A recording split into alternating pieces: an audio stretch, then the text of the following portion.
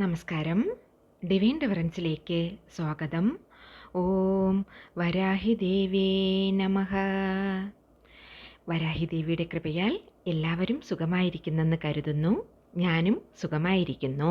പഞ്ചമിതിഥി പൂജ വഴിപാട് കൂടാതെ ദിവസേനയുള്ള ശ്രീ വരാഹി ദേവി പ്രാർത്ഥനയിലോ ഉൾപ്പെടുത്തണമെങ്കിൽ സ്ക്രീനിൽ കാണിക്കുന്ന വാട്സപ്പ് നമ്പറിലേക്ക് നിങ്ങളുടെ പേര്, ഡേറ്റ് ഓഫ് ബർത്ത്, നക്ഷത്രം എന്നിവ എഴുതി അയക്കാവുന്നതാണ്.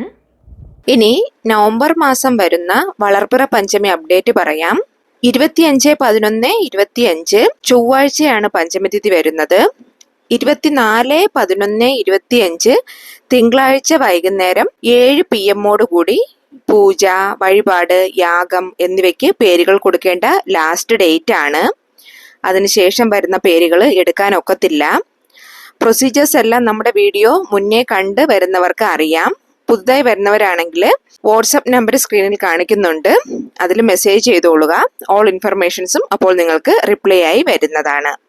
ഇന്നത്തെ പതിവ് വന്നിട്ട് ഒത്തിരി മുഖ്യമായത്, സോ എല്ലാവരും വീഡിയോ ഫുള്ളായിട്ട് സ്കിപ്പ് ചെയ്യാതെ കണ്ടോളുക.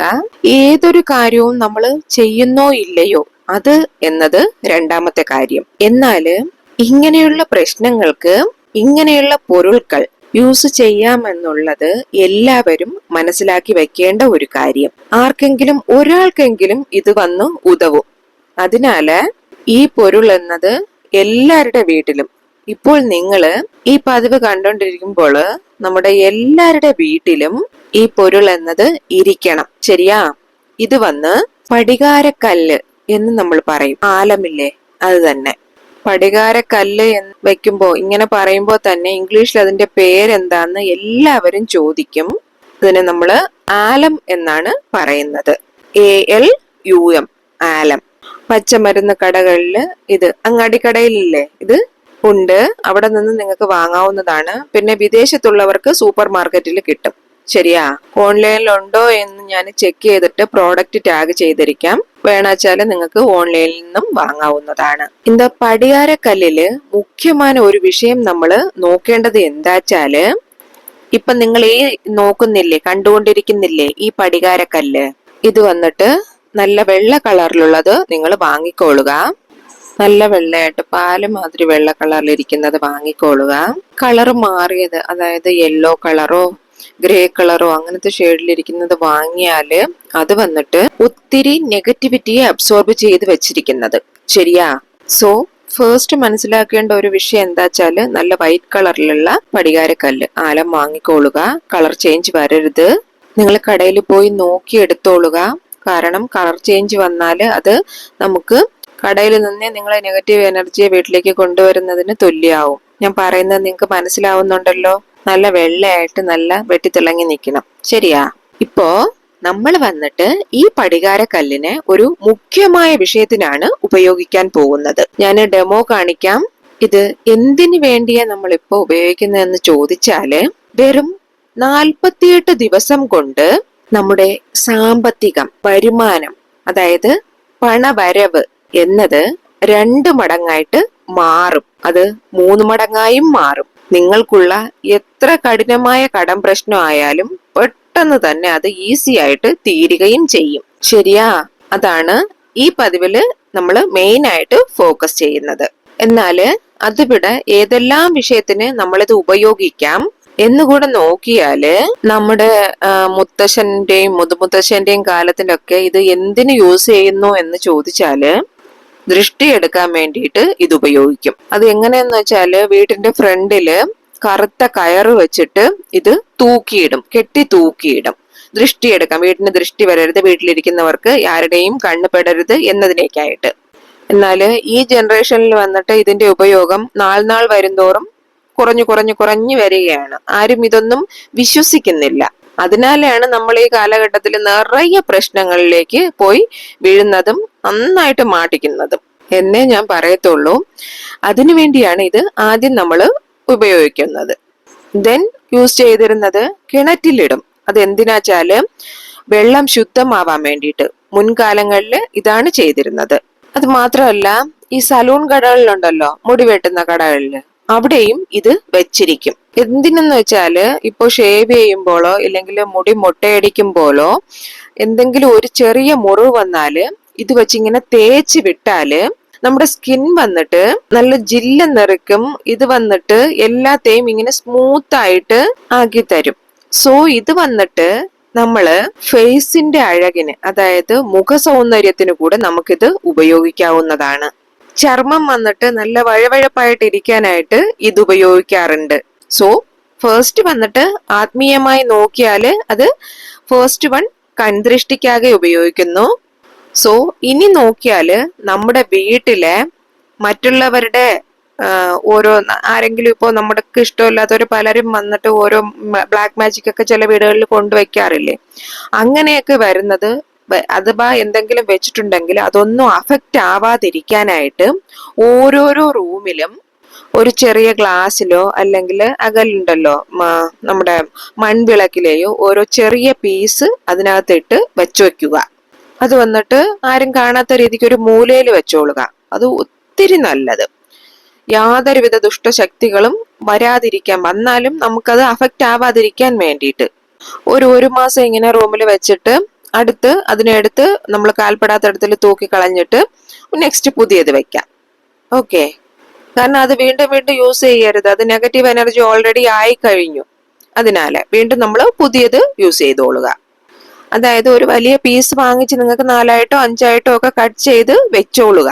ഒന്ന് ഹാള്, ഒന്ന് ബെഡ്റൂം, ഒന്ന് കിച്ചണ്, ഡൈനിങ്, അങ്ങനെ വെച്ചോളുക. പിന്നെ നിലവാസലിലൊന്ന് നിങ്ങൾ തൂക്കിയിട്ടോളുക. എവിടെ ഇത് വെക്കുന്നുവോ അവിടെ ഇരിക്കുന്ന നെഗറ്റിവിറ്റിയെ ഇത് വന്നിട്ട് അബ്സോർബ് ചെയ്തെടുക്കും. ഇത് വന്നിട്ട് രണ്ടാമത്. ഇനി മൂന്നാമത് വന്നിട്ട് എനിക്ക് നന്നായിട്ട് ഉറങ്ങാൻ പറ്റുന്നില്ല, എനിക്ക് ഭയങ്കരമായിട്ട് മോശമായിട്ടുള്ള പേടിപ്പിക്കുന്ന സ്വപ്നങ്ങൾ കാണുന്നു, ഒത്തിരി ഡിസ്റ്റർബൻസ് ആയിട്ട് സ്ലീപ്പിനെ അത് ബാധിക്കുന്നു, ഉറങ്ങാൻ പറ്റുന്നില്ല, നമ്മള് ഭയങ്കരമായിട്ട് വിഷമിക്കുന്നു. അങ്ങനെ ഇരിക്കുന്നവര് ജസ്റ്റ് ഇതിന്റെ ഒരു പീസ് എടുത്ത് തലയണയ്ക്ക് അടിയിൽ വെച്ചിട്ട് ഉറങ്ങിക്കോളുക. അതും ഒരു മാസം കണക്ക്, 1 മാസത്തിൽ കൂടുതൽ വയ്ക്കാൻ പാടില്ല. നെഗറ്റീവ് എനർജി അധികമായിടും. ശരിയാ? 1 മാസം ആകുമ്പോൾ നിങ്ങൾ നോക്കുമ്പോഴേ അറിയാം അതിന്റെ കളർ മാറി, അതിലെല്ലാ നെഗറ്റിവിറ്റിയും അടിഞ്ഞ് ചേർന്നിരിക്കും. 1 മാസത്തിൽ കൂടുതൽ വെക്കരുത്. മീൻസ് നെഗറ്റീവിനെ ഇങ്ങനെ അബ്സോർബ് ചെയ്ത് വരുമ്പോഴേക്കും വൈറ്റ് കളർ എന്നുള്ളത് മാറി മാറി വേറെ കളറായി മാറിടും. ശരിയാ? ശ്രദ്ധിച്ചോളുക. കളർ മാറുക എന്നതാണ് ഇതിനൊരു ഇൻഡിക്കേഷൻ ആയിട്ട് നമ്മൾ മനസ്സിലാക്കേണ്ടത്. അത് വന്നിട്ട് തൂക്കിപ്പോടതൊക്കെ ടൈമായി എന്ന ഇൻഡിക്കേഷൻ നമുക്ക് തരുന്നത്. സോ അതിനെ നമ്മളെടുത്ത് കളഞ്ഞു വെക്കുക. സോ നെക്സ്റ്റ് ഇനി നമ്മൾ എന്താ ചെയ്യേണ്ട വെച്ചാല് നമ്മുടെ പണവരവിന്, സാമ്പത്തിക മുന്നേറ്റത്തിന് ഈ പടികാരക്കല്ല് നമ്മൾ എങ്ങനെ ഉപയോഗിക്കാമെന്നാണ് ഇനി നോക്കുന്നത്. അതാണ് ഇന്നത്തെ പതിവ്. ഒരു ചെറിയ പടികാരക്കല്ല് മതി കേട്ടോ. കളർ നല്ല വെള്ളയായിരിക്കുന്ന പടികാരക്കല്ല് എടുത്തുകൊള്ളുക. സോ ഒരു കല്ല് എടുത്തോളുക. ഇനി എന്താ ചെയ്യേണ്ട വെച്ചാല് നോക്കിക്കോളൂ. നമ്മൾ ചെയ്യേണ്ടത് ഇതാണ്. ഒരു നല്ല നാള് നോക്കിക്കോളുക. അത് തിങ്കളെന്നോ ചൊവ്വയെന്നോ വെള്ളിയെന്നോ അങ്ങനൊന്നുമില്ല. കലണ്ടറിൽ നിങ്ങൾ നല്ലൊരു നാള് നോക്കിക്കോളുക. കലണ്ടറിൽ നോക്കിയാലേ അറിയാം ശുഭമുഹൂർത്ത നാള് എന്നുള്ളത്. അങ്ങനെ നോക്കി ഒരു നാള് നിങ്ങൾ സെലക്ട് ചെയ്തോളുക. ഏത് ദിവസമായാലും നിങ്ങൾ പൂജാറ നന്നായിട്ട് ക്ലീൻ ആക്കി ശുദ്ധാക്കി വെച്ചിട്ട് നമുക്കിത് ചെയ്യാവുന്നതാണ്. വേറൊന്ന്, ഇത് ചെയ്യുന്നവരും ശുദ്ധബദ്ധമായിരിക്കണം. പീരീഡ്സ് ആയിരുന്ന ടൈമിലൊന്നും ചെയ്യരുത്. അതുപോലെ തന്നെ നോൺ വെജ് ഭക്ഷണങ്ങൾ കഴിച്ചിട്ട് ചെയ്യരുത്. നിങ്ങൾ ഇത് കഴിക്കുന്നതിന് മുന്നേ ചെയ്യാം. ചെയ്ത് കഴിഞ്ഞിട്ട് നിങ്ങൾക്ക് നോൺ വെജ് ഭക്ഷണം കഴിക്കാവുന്നതാണ്. ശരിയാ? വേറൊന്ന്, ഇപ്പോ കേരളം ഒഴികെ മറ്റുള്ള സ്ഥലങ്ങളിലുള്ളവര് ഡെയിലി തല കുളിക്കണമെന്ന് ഇല്ല.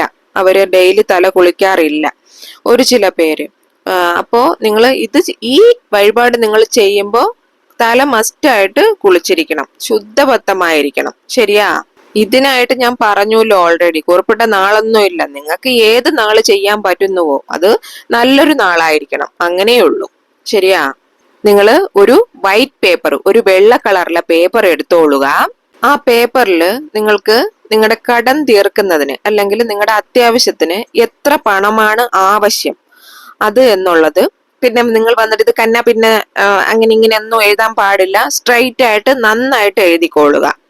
ഇപ്പോ നിങ്ങൾക്ക് വരവേണ്ടിയ തുക ഇത്രയായിരിക്കുന്നു അങ്ങനെയെന്നാ അത് നല്ല സ്ട്രൈറ്റ് ആയിട്ട് വടിവായിട്ട് എഴുതിക്കോളുക.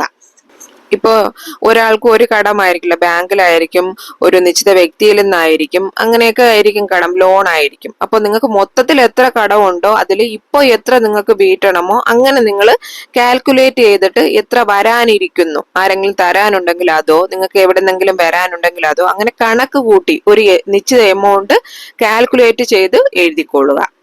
ഇപ്പൊ എവിടെന്നെങ്കിലും ക്യാഷ് വരാനുണ്ടെങ്കിൽ നമുക്കേ അറിയാലോ, ഒരു 2 മാസത്തിനുള്ളിൽ നമുക്ക് ആ പണം വരും. അപ്പോൾ അത് കാൽക്കുലേറ്റ് ചെയ്ത് ആ എമൗണ്ട് നിങ്ങൾ എഴുതിക്കൊള്ളുക.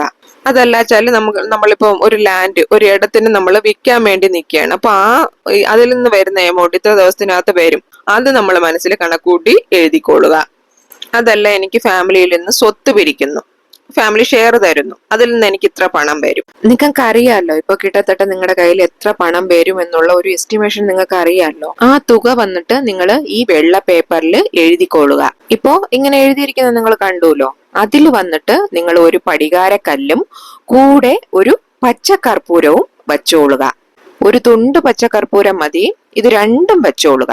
ഇത് രണ്ടും വെച്ചിട്ട് പേപ്പറിനെ മടിച്ചു വെക്കുക. നല്ല അഴകായിട്ട് മടിച്ചു വെക്കണം. നല്ല മടിച്ചെടുത്തിട്ട് ഇത് വന്നിട്ട് ഇതേമാതിരി ഒരു മഞ്ഞൾ കളർ തുണിയിൽ കെട്ടിവെക്കുക. ശരിയാ? പൂജ അറയിൽ വെക്കുക. ഇപ്പൊ ഇന്നാണ് നിങ്ങൾ ചെയ്യുന്നതെങ്കിൽ കലണ്ടറിൽ ഡേറ്റ് കുറിച്ചിടുക, അല്ലെങ്കിൽ ഒരു പേപ്പറിൽ ഡേറ്റ് എഴുതി കറക്റ്റ് ആയിട്ട് വെച്ചോളുക. 48 ദിവസം ഇത് അങ്ങനെ വെക്കുക. നെക്സ്റ്റ് 48 ഡേയ്സ് ഇത് അങ്ങനെ പൂജ അറയിൽ തന്നെ ഇരിക്കുന്നിടത്ത് വെച്ചോളുക. ഇത് വന്നിട്ട് ഡെയിലി എന്തെങ്കിലും ചെയ്യണോ അങ്ങനെ ഒന്നും ഇല്ല. നിങ്ങൾ ഡെയിലി പൂജാ റൂമിൽ പോയിട്ട് ദീപം വയ്ക്കുമല്ലോ. അപ്പോൾ നിങ്ങൾ എന്താ ചെയ്യുക? വിളക്ക് കത്തിച്ച് പ്രാർത്ഥിച്ചതിന് ശേഷം ഇതും നോക്കിയിട്ട് നിങ്ങളുടെ ആഗ്രഹം എത്രയും പെട്ടെന്ന് നടക്കണമേ എന്ന് പ്രാർത്ഥിച്ചോളുക. ഇപ്പോ 48 നാളിനുള്ളിൽ തന്നെ നിങ്ങൾ എന്ത് കോരിക്ക വയ്ക്കുന്നുവോ, നിങ്ങൾ എന്ത് വേണ്ടുന്നുവോ, നിങ്ങൾക്ക് എത്ര പണം വരുന്നുവോ, അങ്ങനെ വരാനിരിക്കുന്നുവോ അത് നിങ്ങൾക്ക് തീർച്ചയായിട്ടും വന്നിരിക്കും. വേറൊന്ന്, പണമായിട്ട് കയ്യിൽ വരണമെന്നില്ല, അതിനുള്ള വഴി തുറന്നു കിട്ടും. ശരിയാ? നിങ്ങൾ വരാഹി അമ്മനെയും നന്നായിട്ട് പ്രാർത്ഥിച്ചിട്ട് വേണം ഇതൊക്കെ ചെയ്യാനായിട്ട്. നമ്മൾ നമ്മുടെ സൈഡ് ചെയ്യുക, ബാക്കിയെല്ലാം ദൈവവും നമുക്ക് തരും. നമ്മൾ ചെയ്യുന്ന കഠിനാധ്വാനത്തിന്റെ ബലവും നമുക്ക് കിട്ടും. ഒത്തിരി ശക്തിയായ ഒരു വഴിപാടിത്. ഇനി ഇതെന്താ, ഈ 2 പൊരുൾ വച്ചാല് പെട്ടെന്ന് പണം അങ്ങ് കുമിഞ്ഞു കൂടുമോ എന്ന് ഒരു ചില പേരെങ്കിലും ചോദിക്കാം. അത് മാത്രം ചെയ്താൽ പോരാ, നിങ്ങളും നിങ്ങളുടേതായ രീതിക്ക് നിങ്ങളുടെ ജോലി ചെയ്ത് നന്നായിട്ട് ഹാർഡ് വർക്ക് ചെയ്തോളുക. ശരിയാ? എന്ന് വെച്ചാല് നിങ്ങൾക്ക് മാസം ഒരു 50,000 രൂപ വരുമാനം വരുന്നു വെച്ചോളൂ. ഇതും വെച്ച് നിങ്ങൾ സത്യസന്ധമായ രീതിക്ക് മുന്നോട്ട് കഠിനാധ്വാനം ചെയ്തു പോയാല് 50 എന്നുള്ളത് നിങ്ങൾക്ക് ഇരട്ടിക്ക് 1,00,000 ആവാനും ഇതിൽ നിന്നും നിങ്ങൾക്ക് സഹായിക്കും. അങ്ങനെ നടക്കും, അങ്ങനെ നടന്നിട്ടുണ്ട്. അത് നമ്മുടെ ഒത്തിരി സബ്സ്ക്രൈബേഴ്സും എന്നെ അറിയുന്നവരും ഞാൻ ഇത് പകർന്നു കൊടുത്ത് എനിക്ക് അവര് നല്ല ഒരു റിസൾട്ട് കിട്ടി എന്ന് സന്തോഷപൂർവ്വം പറഞ്ഞത്. ശരിയാ?